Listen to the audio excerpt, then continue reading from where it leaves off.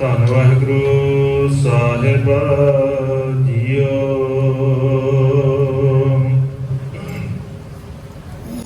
ਜਿਉ ਬੋਲਾਵੈ ਤਿਉ ਬੋਲਹਿ ਸੁਆਮੀ,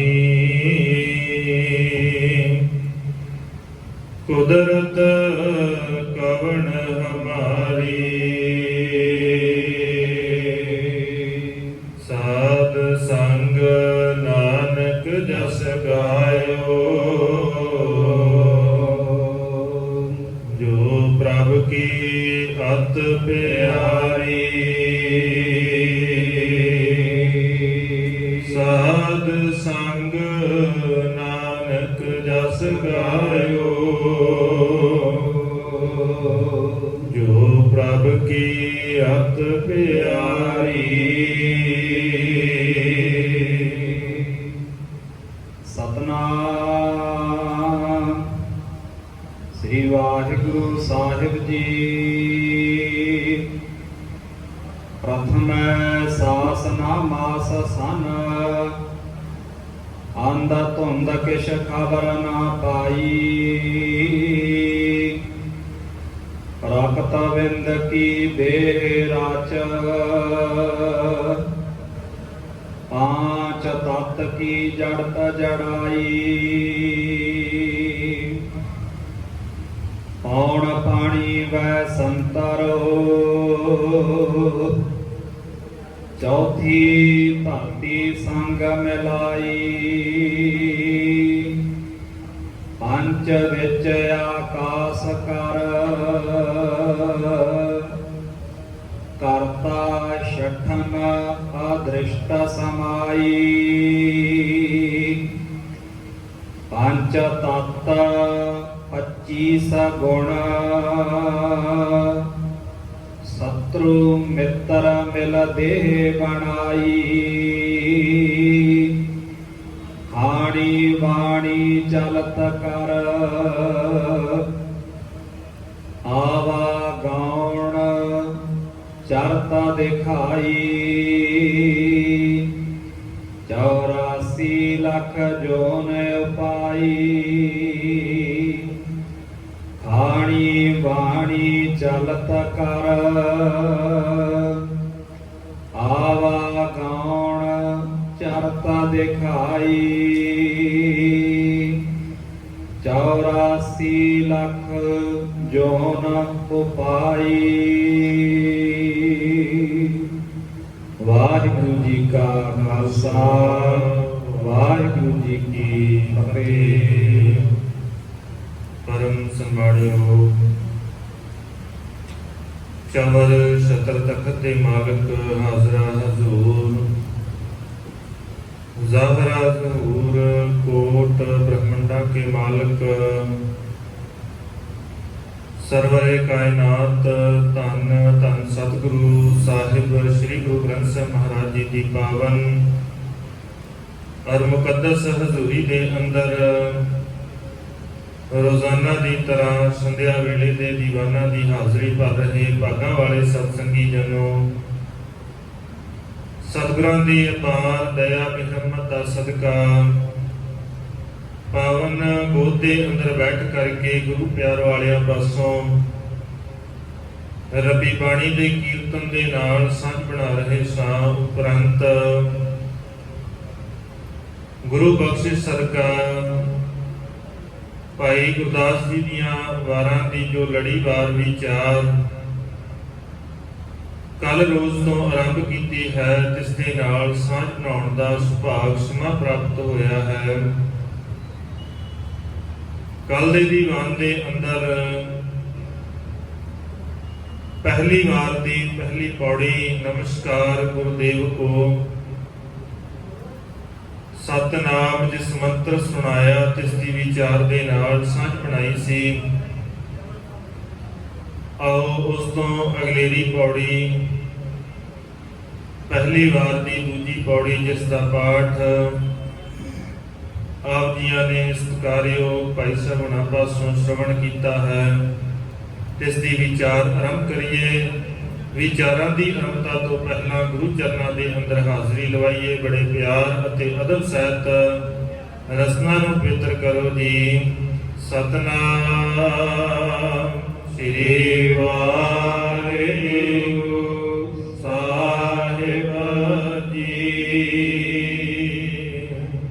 ਵਾਹਿਗੁਰੂ ਜੀ। ਪ੍ਰਥਮ ਸਾਸਨਾਮਾਸ ਸਾਨਾ ਅੰਧ ਧੁੰਦ ਕਿਛ ਖਬਰ ਨਾ ਪਾਈ। ਭਾਈ ਗੁਰਦਾਸ ਜੀ ਉਸ ਵਕਤ ਦੀ ਗੱਲ ਕਰਦੇ ਨੇ ਜਿਸ ਵਕਤ ਇਸ ਸ੍ਰਿਸ਼ਟੀ ਦੇ ਉੱਤੇ ਕੁਝ ਵੀ ਨਹੀਂ ਸੀ। ਭਾਈ ਗੁਰਦਾਸ ਜੀ ਨੇ ਲਫ਼ਜ਼ ਵਰਤੇ ਸਾਸ ਨਾ ਮਾਸ। ਨਾ ਤੇ ਇੱਥੇ ਕਿਸੇ ਦਾ ਸਾਹ ਚੱਲਦਾ ਸੀ, ਨਾ ਕਿਸੇ ਦਾ ਇੱਥੇ ਮਾਸ ਸੀ, ਭਾਵ ਕਿਸੇ ਦਾ ਕੋਈ ਸਰੀਰ ਹੀ ਨਹੀਂ ਸੀ, ਆਕਾਰ ਕਿਸੇ ਦਾ ਵੀ ਨਹੀਂ ਸੀ। ਭਾਵ ਇਸ ਸ੍ਰਿਸ਼ਟੀ ਦੇ ਉੱਤੇ ਕੁਝ ਵੀ ਨਹੀਂ। ਜਿਵੇਂ ਧੰਨ ਗੁਰੂ ਨਾਨਕ ਸਾਹਿਬ ਮਹਾਰਾਜ ਨੇ ਪਾਵਨ ਬਾਣੀ ਦੇ ਅੰਦਰ ਰਹਿਮਤ ਕੀਤੀ, ਸਤਿਗੁਰੂ ਬਖਸ਼ਿਸ਼ ਕਰਦੇ ਅਰਬਦ ਨਰਬਦ। ਅਰਬਦ ਦਾ ਭਾਵ ਜਿਹੜਾ ਲਫ਼ਜ਼ ਅੱਖਰੀ ਵੇਖਿਆ ਜਾਵੇ ਤੇ 10 ਕਰੋੜ ਸਾਲ ਮੰਨਿਆ ਜਾਂਦਾ ਹੈ। ਤੇ ਸਤਿਗੁਰੂ ਕਹਿੰਦੇ ਅਰਬਦ ਦੀ ਗੱਲ ਤਾਂ ਕਿਆ ਕਰਨੀ ਹੈ, ਨਰਬਦ ਸ਼ਬਦ ਵਰਤਿਆ। ਸਤਿਗੁਰੂ ਕਹਿੰਦੇ ਇਹ 10 ਕਰੋੜ ਸਾਲ ਵੀ ਨਹੀਂ ਕਿਹਾ ਜਾ ਸਕਦਾ।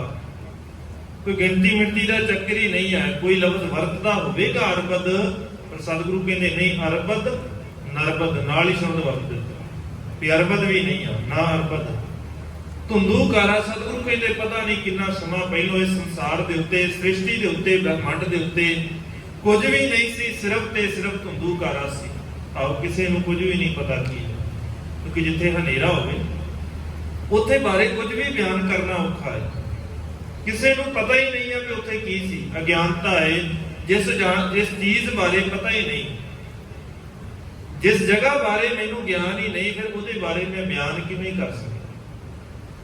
ਸਤਿਗੁਰੂ ਕਹਿੰਦੇ ਉਦੋਂ ਦਾ ਹਾਲ ਇਹ ਸੀ, ਅਰਬਦ ਨਰਬਦ ਧੁੰਦੂਕਾਰਾ ਧਰਨ ਨਾ ਗਗਨਾ ਹੁਕਮ ਅਪਾਰ।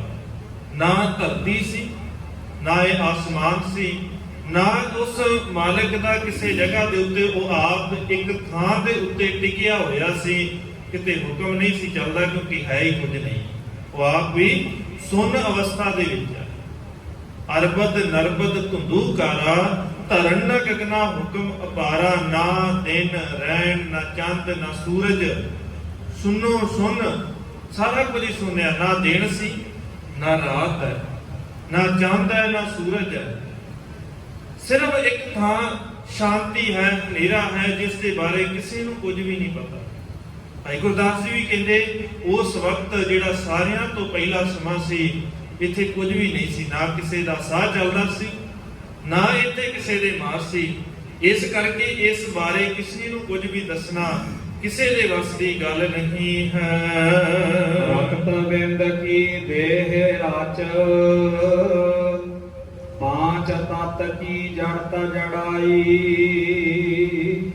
ਸਤਿਗੁਰੂ ਕਹਿੰਦੇ ਮਾਲਕ ਨੇ ਪਾਵਨ ਬਾਣੀ ਦੇ ਅੰਦਰ ਵੀ ਬਖਸ਼ਿਸ਼ ਕੀਤੀ ਹੈ ਵੀ ਇਸ ਸੰਸਾਰ ਦੇ ਉੱਤੇ ਜਦੋਂ ਕੁਝ ਵੀ ਨਹੀਂ ਸੀ, ਉਦੋਂ ਇੱਥੇ ਸੁੰਨ ਅਵਸਥਾ ਹੈ। ਜਿਸ ਦਿਨ ਉਸ ਮਾਲਕ ਨੇ, ਅਕਾਲ ਪੁਰਖ ਨੇ ਹੁਕਮ ਕੀਤਾ ਪਸਾਓ, ਇੱਕੋ ਕਵਾਓ, ਤਿਸਤੇ ਹੋਏ ਲੱਖ ਦਰਿਆਓ। ਇੱਕ ਹੁਕਮ ਕੀਤਾ, ਇੱਕ ਕਵਾਓ ਦੀ ਆਵਾਜ਼ ਕੱਢੀ ਹੈ, ਹੁਕਮ ਰੂਪ ਲਫ਼ਜ਼ ਵਰਤਿਆ ਹੈ, ਜਿਸ ਨੂੰ ਇਸਲਾਮਕ ਗ੍ਰੰਥਾਂ ਨੇ ਕੁਨ ਸ਼ਬਦ ਕਿਹਾ। ਇਸਲਾਮ ਧਰਮ ਵਾਲੇ ਉਹਨੂੰ ਕੁਨ ਕਹਿੰਦੇ ਨੇ। ਸਤਿਗੁਰੂ ਕਹਿੰਦੇ ਇੱਕੋ ਹੁਕਮ ਕੀਤਾ ਹੈ ਤੇ ਇਸ ਸੰਸਾਰ ਦੀ ਉਤਪਤੀ ਹੋ ਗਈ ਹੈ। ਕਿਸੇ ਨੇ ਬੜੇ ਤਰੀਕੇ, ਕਿਸੇ ਨੇ ਇਦਾਂ ਵੀ ਕਿਹਾ, ਰੱਬ ਨੇ ਇਸ ਧਰਤੀ ਨੂੰ ਪੈਦਾ ਕਰਨ ਲੱਗਿਆ 7 ਦਿਨ ਲਾਏ। ਸੋਮਵਾਰ ਨੂੰ ਆ ਬਣਾਇਆ, ਮੰਗਲਵਾਰ ਨੂੰ ਆ ਬਣਾਇਆ ਤੇ ਐਤਵਾਰ ਨੂੰ ਰੱਬ ਨੇ ਛੁੱਟੀ ਕੀਤੀ ਹੈ। ਇਹ ਤਾਂ ਹੀ ਈਸਾਈਅਤ ਦੇ ਨਾਲ ਇਹ ਸਬੰਧ ਹੈ ਇਸ ਚੀਜ਼ ਦਾ। ਉਹਨਾਂ ਦਾ ਰਾਜ ਹਰ ਜਗ੍ਹਾ ਰਿਹਾ, ਉਹਨਾਂ ਦਾ ਹੀ ਕੈਲੰਡਰ ਜਿਹੜਾ ਅੱਜ ਅਸੀਂ ਦੇਖਦੇ ਹਾਂ, ਗ੍ਰਿਗੋਰੀਅਨ ਕੈਲੰਡਰ, ਉਸੇ ਨੂੰ ਹੀ ਮੰਨਿਆ ਜਾਂਦਾ ਹੈ। ਇਸੇ ਕਰਕੇ ਉਹਨਾਂ ਦੇ ਉਹ ਧਾਰਮਿਕ ਖਿਆਲ ਦੇ ਨਾਲ ਹੀ ਐਤਵਾਰ ਦੀ ਛੁੱਟੀ ਮੰਨੀ ਜਾਂਦੀ ਹੈ। ਔਰ ਇਸਲਾਮ ਧਰਮ ਈਸਾਈਅਤ ਦੀ ਗੱਲ ਨੂੰ ਨਹੀਂ ਮੰਨਦਾ, ਇਸ ਕਰਕੇ ਉਹ ਸ਼ੁੱਕਰਵਾਰ ਨੂੰ ਕਰਦੇ ਆ, ਐਤਵਾਰ ਨੂੰ ਨਹੀਂ ਕਰਦੇ। ਜਿਹੜੇ ਇਸਲਾਮਿਕ ਦੇਸ਼ ਨੇ ਉਹ ਇਸ ਗੱਲ ਨੂੰ ਪ੍ਰਵਾਨ ਨਹੀਂ ਕਰਦੇ, ਇਸ ਢੰਗ ਨੂੰ ਪ੍ਰਵਾਨ ਨਹੀਂ ਕਰਦੇ, ਇਸ ਕਰਕੇ ਉਹ ਸ਼ੁੱਕਰਵਾਰ ਨੂੰ ਕਰਦੇ, ਐਤਵਾਰ ਨੂੰ ਨਹੀਂ ਮੰਨਦੇ। ਯਹੂਦੀ ਧਰਮ ਵੀ ਇਵੇਂ ਹੀ ਮੰਨਦਾ ਹੈ ਕਿ ਰੱਬ ਨੇ ਸ੍ਰਿਸ਼ਟੀ ਦੀ ਪੈਦਾ 7 ਦਿਨਾਂ 'ਚ ਕੀਤੀ ਹੈ, ਪਰ ਮਾਲਕ ਕਹਿੰਦੇ ਕੀਤਾ ਪਸਾਓ ਇੱਕੋ ਕਵਾਓ ਤਿਸਤੇ ਹੋਏ ਲੱਖ ਦਰਿਆਓ। ਉਸ ਮਾਲਕ ਨੇ ਰਹਿਮਤ ਕੀਤੀ, ਇੱਕ ਹੁਕਮ ਕੀਤਾ, ਉਹਦੇ ਤੋਂ ਪਸਾਰਾ ਪੈਦਾ ਹੋਇਆ, ਲੱਖਾਂ ਜੀਵਾਂ ਦੇ ਦਰਿਆ, ਲੱਖਾਂ ਜੀਵ ਪੈਦਾ ਹੋ ਗਏ, ਲੱਖਾਂ ਜੀਵਨ ਇਸ ਸੰਸਾਰ ਦੇ ਉੱਤੇ ਪੈਦਾ ਹੋ ਗਏ, ਹੋਏ ਉਸ ਮਾਲਕ ਦੀ ਹੁਕਮ ਦੇ ਨਾਲ, ਉਸ ਮਾਲਕ ਦੀ ਰਜ਼ਾ ਦੇ ਵਿੱਚ। ਔਰ ਇਦਾਂ ਹੀ ਜਦੋਂ ਹੁਕਮ ਦੇ ਵਿੱਚ ਪੈਦਾ ਹੋਏ ਤੇ ਪੈਦਾ ਕਰਨ ਦਾ ਢੰਗ ਵਰਤਿਆ, ਰਕਤ ਬਿੰਦ, ਇਹ ਤਰੀਕਾ ਸੀ। ਸਤਿਗੁਰੂ ਪਾਵਨ ਬਾਣੀ ਦੇ ਅੰਦਰ ਬਖਸ਼ਿਸ਼ ਕਰਦੇ, ਰਕਤ ਬਿੰਦ ਕਰ ਨਿੰਮਿਆ ਅਗਨ ਉਦਰ ਮਝਾਰ। ਰਕਤ ਬਿੰਦ ਤੋਂ ਪੈਦਾ ਹੋਇਆ ਮਾਤਾ ਦੀ, ਰਕਤ ਪਿਤਾ ਦਾ ਬਿੰਦ, ਇਸ ਤੋਂ ਜੀਵ ਪੈਦਾ ਹੋਇਆ, ਬਾਲਕ ਪੈਦਾ ਹੋਇਆ। ਸਤਿਗੁਰੂ ਕਹਿੰਦੇ ਇਦਾਂ ਇਹ ਢੰਗ ਹੈ ਪੈਦਾ ਹੋਣ ਦਾ। ਔਰ ਪੈਦਾ ਹੋਣ ਦੇ ਕੁਝ ਢੰਗ ਨੇ, ਕੁਝ ਨਿਯਮ ਨੇ, ਜਿਹੜੇ ਸਾਨੂੰ ਕੁਝ ਪਤਾ ਨਹੀਂ ਤੇ ਬਹੁਤੇ ਨਹੀਂ ਪਤਾ। ਜਿੰਨੇ ਕੁ ਪਤਾ ਨੇ ਉਨਿਆਂ ਕੁ ਤੇ ਗੱਲ ਕਰ ਲਈ, ਜਿੰਨਿਆਂ ਦਾ ਨਹੀਂ ਪਤਾ ਇਹ ਨਹੀਂ ਅਸੀਂ ਕਹਿ ਸਕਦੇ ਕਿ ਸਿਰਫ ਇੰਨਾ ਹੀ ਹੈ, ਕਿਉਂਕਿ ਬੜੀਆਂ ਚੀਜ਼ਾਂ ਇਦਾਂ ਦੀਆਂ ਨੇ ਜਿਹੜੀਆਂ ਮੰਨ ਲਈਆਂ ਵੀ ਬਸ ਇੰਨੀਆਂ ਹੀ ਨੇ। ਜਦੋਂ ਰੱਬ ਜੀ ਦੀ ਸ੍ਰਿਸ਼ਟੀ ਦੀ ਗੱਲ ਆਉਂਦੀ ਹੈ, ਬ੍ਰਹਿਮੰਡ ਦੀ ਗੱਲ ਆਉਂਦੀ ਹੈ, ਸਤਿਗੁਰੂ ਨੇ ਲਫ਼ਜ਼ ਜ਼ਰੂਰ ਸੰਕੇਤਕ ਰੂਪ 'ਚ ਵਰਤੇ ਨੇ, ਪਰ ਨਾਲ ਹੀ ਇਹ ਸਮਝਾਇਆ ਹੈ ਕਿ ਐਵੇਂ ਗਿਣਤੀਆਂ ਦੇ ਚੱਕਰ 'ਚ ਨਾ ਪੈ ਜਾ। ਰੱਬ ਜੀ ਦੀਆਂ ਗਿਣਤੀਆਂ, ਰੱਬ ਜੀ ਦੀ ਬਣਾਈ ਹੋਈ ਸ੍ਰਿਸ਼ਟੀ ਦੀਆਂ ਗਿਣਤੀਆਂ 'ਚ ਨਾ ਪਵੀਂ। ਇਹ ਕੋਈ ਇਹਦਾ ਪਸਾਰਾ ਇੰਨਾ ਨਹੀਂ ਆ।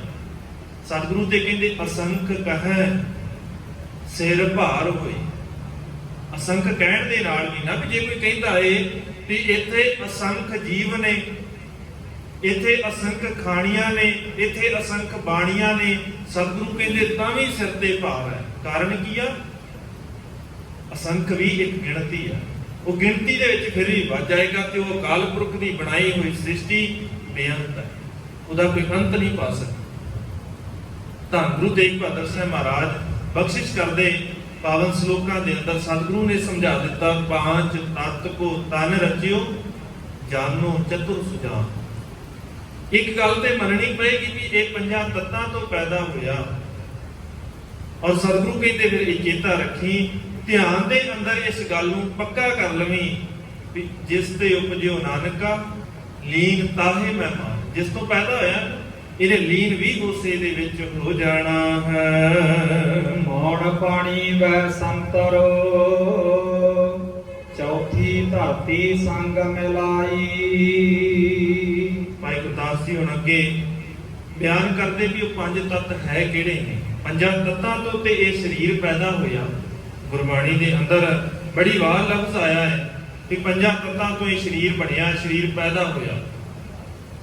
ਹੁਣ ਭਾਈ ਗੁਰਦਾਸ ਜੀ ਨੇ ਅੱਗੇ ਬਿਆਨ ਕੀਤਾ ਵੀ ਉਹ 5 ਤੱਤ ਹੈਗੇ ਕਿਹੜੇ ਨੇ, ਕਿਉਂਕਿ ਗੁਰਬਾਣੀ ਦੇ ਅੰਦਰ ਅਸੀਂ ਬੜੀ ਵਾਰ ਇਹ ਲਫ਼ਜ਼ ਪੜ੍ਹਦੇ ਹਾਂ ਵੀ 5 ਤੱਤਾਂ ਦਾ ਸਰੀਰ ਹੈ। 5 ਤੱਤਾਂ ਦਾ ਸਰੀਰ ਜਦੋਂ ਸਮਾਂ ਆਇਆ ਇਹਨੇ ਖਤਮ ਹੋ ਜਾਣਾ, ਵਿਲੀਨ ਹੋ ਜਾਣਾ 5 ਤੱਤਾਂ ਦੇ ਅੰਦਰ। ਇਹ ਬੜੀ ਵਾਰ ਲਫ਼ਜ਼ ਪੜ੍ਹਦੇ ਹਾਂ।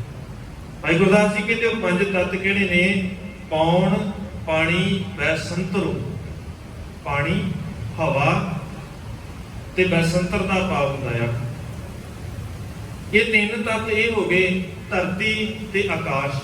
ਇਹ 5 ਤੱਤਾਂ ਦੇ ਇਹ 5 ਗੁਣ ਨੇ ਜਿਹੜੇ ਜੀਵ ਦੇ ਅੰਦਰ ਨੇ। ਇਹਨਾਂ 5 ਤੱਤਾਂ ਦੇ ਨਾਲ ਹੀ ਜੀਵ ਇਸ ਸੰਸਾਰ ਦੇ ਉੱਤੇ ਵਿਚਰਦਾ ਹੈ। ਇਹਦੇ ਅੰਦਰ ਜੇ ਹਵਾ ਦੀ ਗੱਲ ਕਰੀਏ ਤੇ ਇਹ ਹਵਾ ਦੇ ਵਾਂਗ ਚੱਲਦਾ ਹੈ, ਇਹਦਾ ਵੇਗ ਆ, ਬਿਨਾਂ ਹਵਾ ਤੋਂ ਇਹਦਾ ਜੀਵਨ ਚੱਲ ਨਹੀਂ ਸਕਦਾ। ਇਹਦੇ ਅੰਦਰ ਅੱਗ ਦਾ ਗੁਣ ਹੈ, ਤਾਂ ਇਹਦੇ ਅੰਦਰ ਜੋਸ਼ ਹੈ, ਤਾਂ ਇਹਦੇ ਅੰਦਰ ਵੀਰ ਰਸ ਪੈਦਾ ਹੁੰਦਾ ਹੈ, ਤਾਂ ਇਹਦੇ ਅੰਦਰ ਕ੍ਰੋਧ ਪੈਦਾ ਹੁੰਦਾ ਹੈ। ਇਹਦੇ ਅੰਦਰ ਪਾਣੀ ਹੈ, ਤਾਂ ਕਰਕੇ ਇਹ ਚੱਲਦਾ ਹੈ, ਸ਼ਾਂਤ ਵੀ ਰਹਿੰਦਾ ਹੈ। ਪਾਣੀ ਦੇ ਕਰਕੇ ਮਨੁੱਖ ਦੇ ਅੰਦਰ ਸਥਿਰਤਾ ਬਣੀ ਰਹਿੰਦੀ ਹੈ, ਮਨ ਸ਼ਾਂਤ ਰਹਿੰਦਾ ਹੈ, ਠੰਡਾ ਰਹਿੰਦਾ। ਧਰਤੀ ਦੇ ਵਾਂਗ ਇਹਦੇ ਅੰਦਰ ਸਬਰ ਹੈ। ਹੁਣ ਜਿਹਦੇ ਅੰਦਰ ਜਿੰਨਾ ਗੁਣ, ਜਿਹਦੀ ਮਾਤਰਾ ਜ਼ਿਆਦਾ ਹੈ, ਉਸੇ ਹਿਸਾਬ ਦੇ ਨਾਲ ਉਹ ਜਿਉਂਦਾ ਹੈ ਇੱਥੇ, ਉਸੇ ਹਿਸਾਬ ਦੇ ਨਾਲ ਉਹਦੇ ਗੁਣ ਨੇ, ਉਹ ਇਸ ਸੰਸਾਰ ਦੇ ਉੱਤੇ ਵਿਚਰਦਾ ਹੈ। ਆਕਾਸ਼ ਦੇ ਵਾਂਗ ਉਹ ਵਿਸ਼ਾਲ ਹੈ। ਜਿਹਦੇ ਅੰਦਰ ਘੱਟ ਗੁਣ ਨੇ ਆਕਾਸ਼ ਵਾਲੇ, ਉਹਦੀ ਵਿਸ਼ਾਲਤਾ ਘੱਟ ਹੈ, ਉਹਦੇ ਸੋਚਣ ਦਾ ਦਾਇਰਾ ਛੋਟਾ ਹੈ, ਉਹਦੀ ਸੋਚ ਬੜੀ ਸੀਮਤ ਜੀ ਹੋਵੇਗੀ, ਉਹਦੇ ਵਿਚਰਨ ਦਾ ਢੰਗ ਬੜਾ ਸੀਮਤ ਜਿਹਾ ਹੋਵੇਗਾ। ਭਾਈ ਗੁਰਦਾਸ ਜੀ ਕਹਿੰਦੇ ਇਹ 5 ਤੱਤ ਨੇ, ਪੌਣ, ਪਾਣੀ, ਵੈਸੰਤਰੋ ਤੇ ਧਰਤੀ ਤੇ ਆਕਾਸ਼, ਇਹ ਪੰਜ ਤੱਤ ਨੇ ਜਿਨ੍ਹਾਂ ਤੋਂ ਇਹ ਸਰੀਰ ਪੈਦਾ ਹੋਇਆ ਹੈ। ਪੰਜ ਵਿੱਚ ਆਕਾਸ਼ ਕਰ,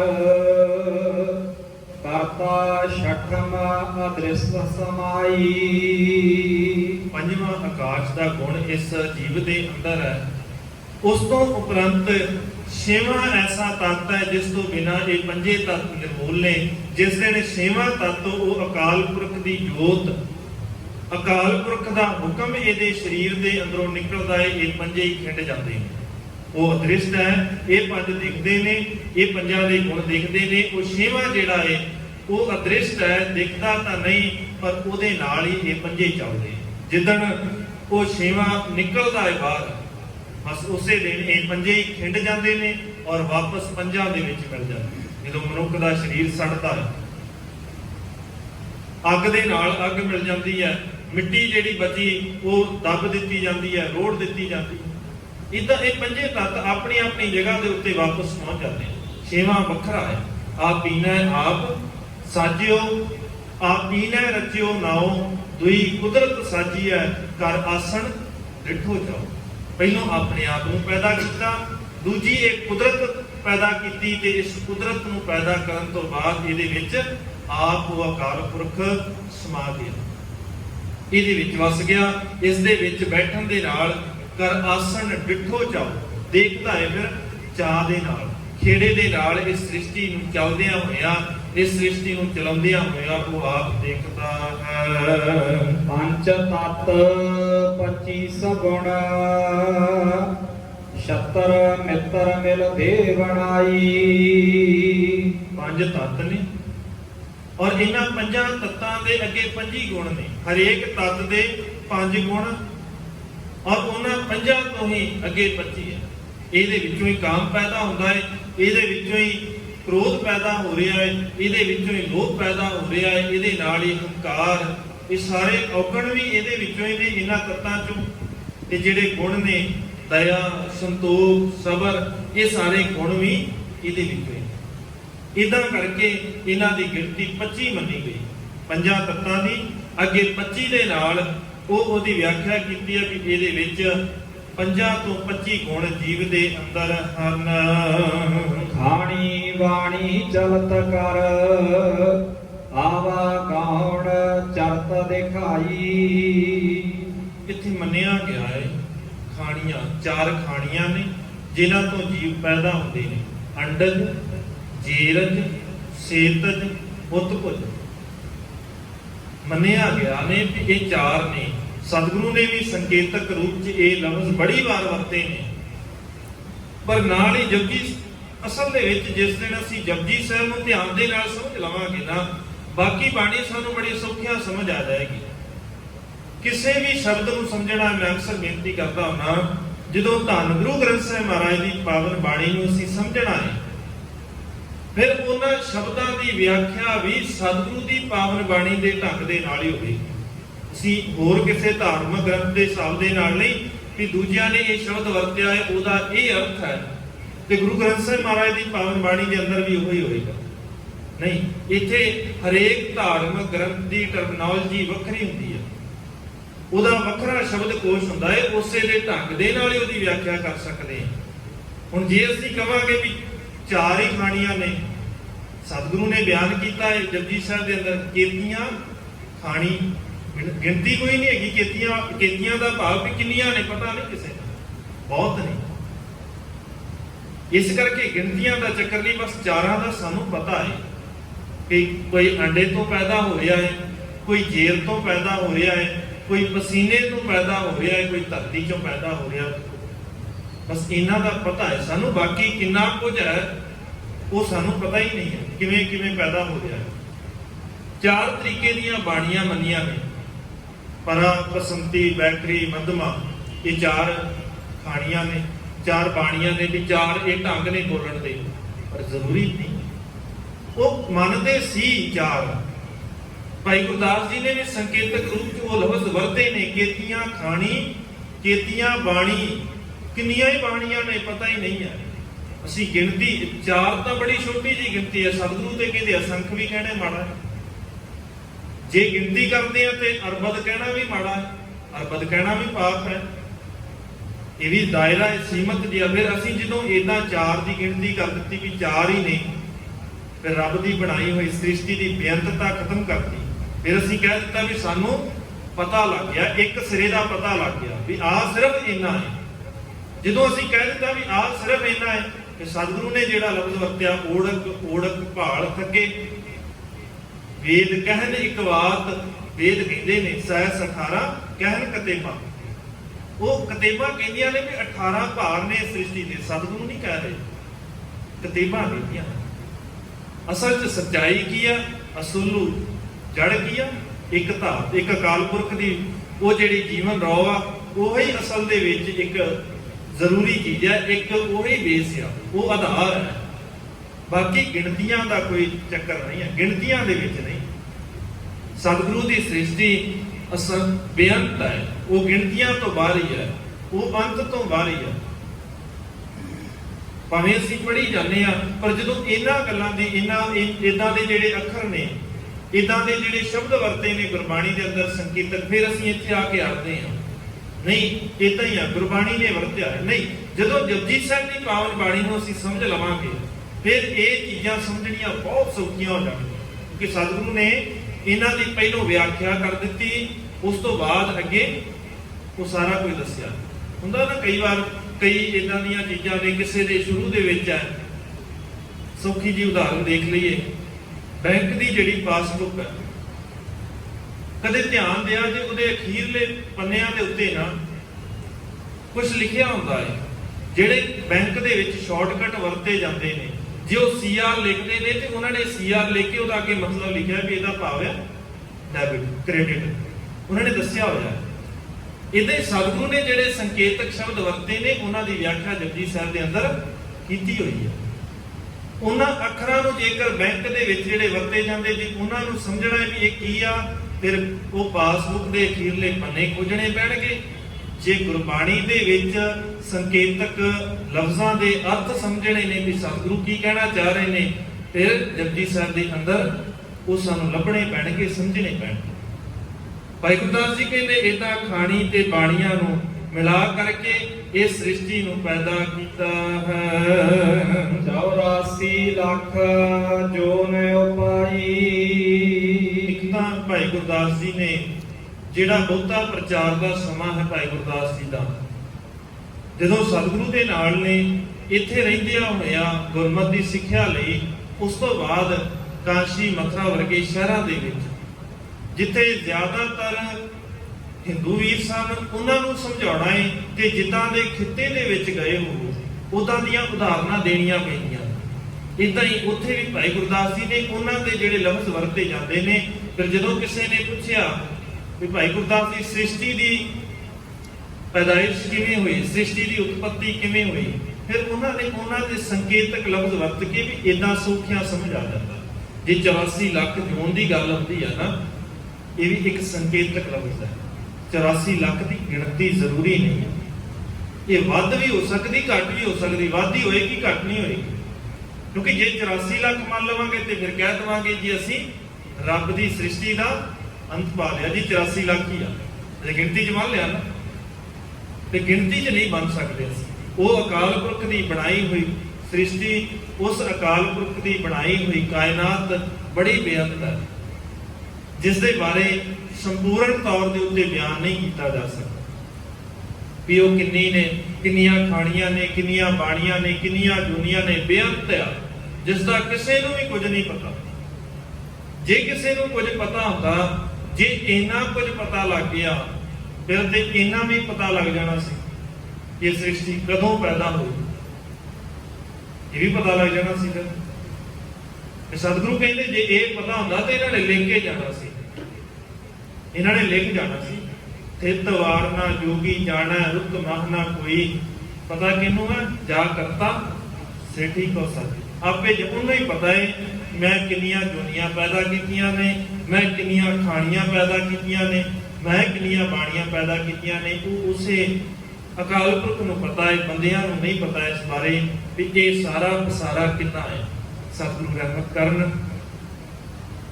ਬਖਸ਼ਿਸ਼ ਕਰਨ ਭਾਈ ਗੁਰਦਾਸ ਜੀ ਦੀਆਂ ਵਾਰਾਂ ਦੀ ਵਿਚਾਰ ਕਰਦੇ ਹਾਂ। ਬੇਅੰਤ ਭੁੱਲਾਂ ਹੋ ਗਈਆਂ ਹੋਣਗੀਆਂ, ਗੁਰ ਸਿਧਾਂਤ ਦੀ ਵਿਚਾਰ ਕਰਦੇ ਹਾਂ। ਬੇਅੰਤ ਭੁੱਲਾਂ ਹੋ ਗਈਆਂ ਹੋਣਗੀਆਂ, ਸਤਿਗੁਰੂ ਬਖਸ਼ ਲੈਣ। ਗੁਰੂ ਕੀ ਸੰਗਤ ਬਖਸ਼ਣ ਯੋਗ ਹੈ, ਬਖਸ਼ ਲੈਣਾ ਜੀ। ਕੱਲ ਨੂੰ ਭਾਈ ਮਨੀ ਸਿੰਘ ਜੀ ਦਾ ਸ਼ਹੀਦੀ ਦਿਹਾੜਾ ਹੈ, ਜਿਸ ਦੇ ਸਬੰਧ ਦੇ ਵਿੱਚ ਸ਼ਾਮ ਨੂੰ ਵਿਸ਼ੇਸ਼ ਦੀਵਾਨ ਸੱਜਣਗੇ। ਆਪ ਸੰਗਤਾਂ ਨੇ ਹਾਜ਼ਰੀ ਭਰਨੀ। ਵਾਹਿਗੁਰੂ ਜੀ ਕਾ ਖਾਲਸਾ, ਵਾਹਿਗੁਰੂ ਜੀ ਕੀ ਫਤਿਹ।